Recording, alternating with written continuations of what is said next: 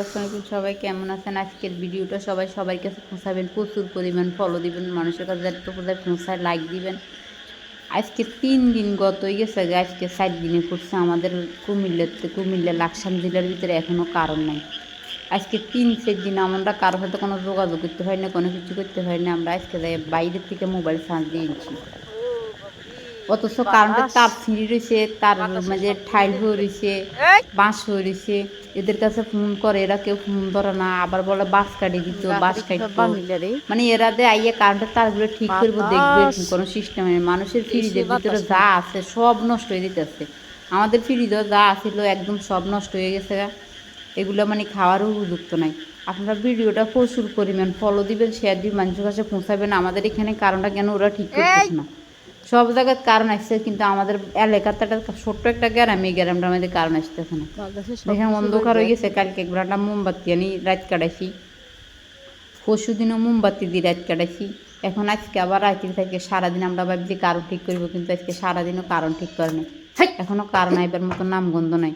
ওরা বলে গাছ কাটি দিলে তারপরে হেরা আসবো।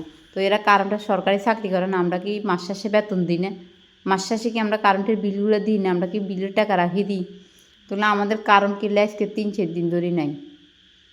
বৃষ্টি হয়েছে কবেই তো চলে গেছে গা। বৃষ্টি হওয়ার লগে লগে তো কারেন্টটা ঠিক করা উচিত ছিল, এখনও কেন কারেন্টটা ঠিক করছে না? আজকে 3 দিন গত হয়ে গেছে, কিন্তু আমাদের এলাকাতে কোনো কারণ নেই। আপনারা ভিডিওটা সম্পূর্ণ সবার কাছে পৌঁছাইবেন। কয় না একদিন মানুষে কয় কারেন্টের শর্ট ইয়েতে কয় খাম্বা দাঁড়িয়ে আছে, কিন্তু কারণ নাই। তো কারণ ছাড়া মানুষে এখন আবার আগের জীবনে চলিয়েছে 1 দিন 2 দিন, কারণ এরা লাইন ঠিক করতে আসতেছে না। এদেরকে হাজার হাজার মানুষে ফোন দিতেছে, এরা ফোন ধরতেছে না। কারণ দিবার কোনো নামগন্ধ নেই। মানুষের অনেক ক্ষয়ক্ষতি হয়েছে। ফ্রিজে যা মাছটা সব নষ্ট হয়ে গেছে গা।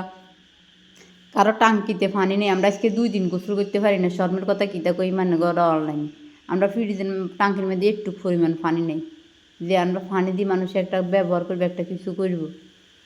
আর কারণ বৃষ্টি বাদলের দিন সাপটা পরে তো বয়, মানে সব কিছুরে বয় রোডে গান্ডায়। কারণটা দিয়ে দিলে তো ভালো হইতো, মানুষের মোবাইল দিয়ে যোগাযোগ করতো। আমরা অন্য যাই আজকে আমি ঢাকা যাইয়ে মোবাইল চার্জ দিয়েছি, অথচ কারণ নেই। অথচ আমাদের এলাকা খাম্বা দাঁড়িয়েছে, কারণ নেই।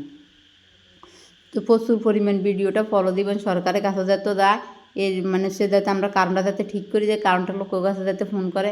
কুমিল্লা লাকসাম থানা অল্প একটু একটা ছোট্ট এলাকার ভিতরে কারণটা ঠিক করতে আসে না। ওরা বলতেছে গাছ কাটি দিলে আসবো, গাছের ভিতরে তার ভিতরে বাঁশ পড়ে রয়েছে। আমার ভিডিও তো দেখবেন, বাঁশটাও এখনও তুলছে না। এর আর কোনো খবর নাই যে কারণটা ঠিক করবো কি না, মানে তাদের কোনো ধরনের নামগন্ধ নাই। তো সবাই ভালো থাকেন, আল্লাহ হাফেজ। আর এগুলো হলো পাইকারি মালের দোকানে গেছিলাম, এই বেড়ার দোকানে আমি মোবাইলটা চার্জ দিছি। এখান থেকে বাচ্চাদের যে আইটেমগুলো দোকানে দোকানে পাইকারি সেল দেয়, এখান থেকে আনি পাইকারি সেল দেয় আর কি। আপনারা চাইলে এখান থেকে আনি এগুলো ব্যবসা করতে পারেন। আর আমার কাছে একটা বাইয়ে চাইছিল ওইগুলো মালগুলো কোন জায়গার থেকে আনে।